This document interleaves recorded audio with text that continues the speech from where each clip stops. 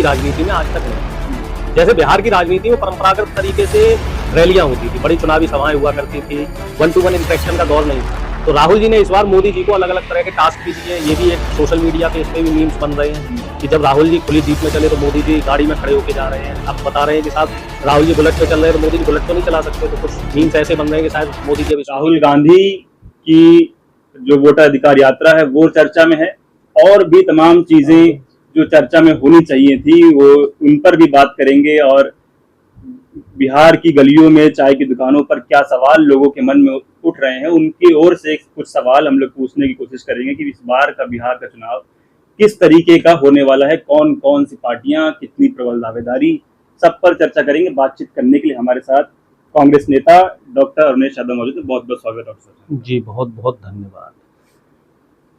शुरू, क्योंकि आप कांग्रेस के नेता हैं, कांग्रेस से ताल्लुक रखते हैं, तो वोटर अधिकार यात्रा से शुरू करते हैं। कितनी सफल, कितनी असफल अभी तक मान रहे हैं? ये बात तो जनता बेहतर समझ रही है, सोशल मीडिया बेहतर देख रहे हैं सब लोग। सोशल मीडिया पे देखा जाए तो राहुल गांधी ही दिख रहे हैं, बाकी कुछ ट्रेंडिंग नहीं है। राहुल गांधी चाहे मखाने के जो खेती करने वाले किसानों से मिले तो वो 2 दिन 3 दिन सोशल मीडिया पे वो चीज ट्रेंड करती है। कल राहुल गांधी जी बुलेट पे उन्होंने सवारी करी, तेजस्वी जी भी साथ में थे, तो वो आज तक सोशल मीडिया पे ट्रेंडिंग है। उसको लेके पॉजिटिव निगेटिव तरीके की हर तरह की बातें चल रही हैं। इससे पहले राहुल जी ने जब भी किसी रैली में गए और उन्होंने इधर से बोला है वोट छोड़, तो उधर से पब्लिक बोली है गद्दी छोड़। तो आप इससे अंदाजा लगा सकते हैं कि बहुत सारी चीजें ऐसी हो रही हैं जो बिहार की राजनीति में आज तक नहीं हुई। जैसे बिहार की राजनीति में परंपरागत तरीके से रैलियां होती थी, बड़ी चुनावी सभाएं हुआ करती थी, 1-to-1 इंटरेक्शन का दौर नहीं था। तो राहुल जी ने इस बार मोदी जी को अलग अलग तरह के टास्क भी दिए। ये भी एक सोशल मीडिया पे, इस पे भी मीम्स बन रहे हैं कि जब राहुल जी खुली जीप में चले तो मोदी जी गाड़ी में खड़े होके जा रहे हैं। अब बता रहे हैं कि साहब राहुल जी बुलेट पे चल रहे हैं तो मोदी जी बुलेट तो नहीं चला सकते। तो कुछ मीम्स ऐसे बन रहे हैं कि शायद मोदी जी अभी स्कूटी पे चलेंगे। मोदी तेजस पे चल रहे हैं। तेजस का तो पुराना भी वो है, वो तो बैठे हुए हैं, कहाँ चला पाएंगे भाई। जो व्यक्ति जिसकी डिग्री पिगरी का कुछ नहीं पता, खैर उसमें फिर वो पुरानी बातें हो जाएंगी, चर्चा की कई चीजें निकल आएंगी।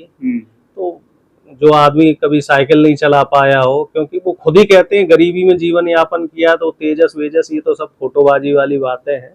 लेकिन कुल मिला जुला के अगर हम मुद्दे पे रहें तो मुद्दा ऐसा है कि इस समय बिहार की राजनीति पूरे देश को गरमा रही है। सिर्फ बिहार की राजनीति गर्म नहीं है, और मुद्दे ऐसे ऐसे मुद्दे निकल के आ रहे हैं। अब जैसे वोट चोरी का मुद्दा, वोट चोरी पहले से हो रही है, लेकिन बिहार की जनता ने इसको इनकैश किया, क्योंकि बिहार की जनता पॉलिटिकली बहुत एक्टिव है, बहुत जागरूक है राजनीतिक रूप से। उसके अंदर राजनीतिक चेतना है। सामाजिक न्याय को अगर किसी भी राज्य में सबसे अच्छा समझा जाता है, पढ़ा जाता है, गढ़ा जाता है, तो बिहार है।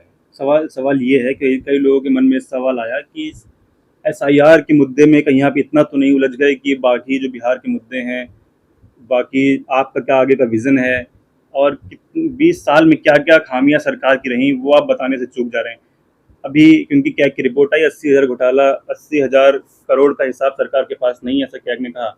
लेकिन कहीं उसकी चर्चा न कांग्रेस की तरफ से, न RJD की तरफ से, न आपकी यात्रा में कहीं उसकी चर्चा है। आप हमें ये बताइए, ये यात्रा चुनावी यात्रा है क्या? इस यात्रा का टाइटल क्या है? वोटर अधिकार यात्रा। ये यात्रा 15 दिन के लिए सिर्फ इसलिए शेड्यूल की गई थी क्योंकि बिहार की जनता के वोटों की जो चोरी हो रही है, जो लोकतंत्र में एक डकैती डाली जा रही है वोटों की, सिर्फ उसका मकसद यात्रा का ये था कि उन जागरूक जनता को एक चेतना का काम किया इस यात्रा ने। सिर्फ अभी तो ये शुरुआत है, इसको कहते हैं ना, ये ट्रेलर आया है। चुनाव लगभग नवंबर में होना है, नवंबर के शुरुआत में, अक्टूबर के आखिरी में, दिवाली के बाद चुनाव होगा। जो बीजेपी के खेमे से जो खबरें हैं, चुनाव आयोग की तरफ से जो इंडिकेशंस हैं, तो पूरा 2 महीना अभी बचा है। तो बाकी मुद्दों पे भी एक एक करके चर्चा होगी। जो आप 80,000 करोड़ का घोटाला बता रहे हैं, तो उसका भी हिसाब मांगा जाएगा। इसके अलावा जो पुल पे पुल गिरे हैं उसका हिसाब मांगा जाएगा, और जो नीतीश बाबू ने पिछले 20 साल में नौकरियां नहीं दी हैं तो उसका भी हिसाब मांगा जाएगा। और बिहार में जो भ्रष्टाचार की बहार हो रही है, उसका भी हिसाब मांगा जाएगा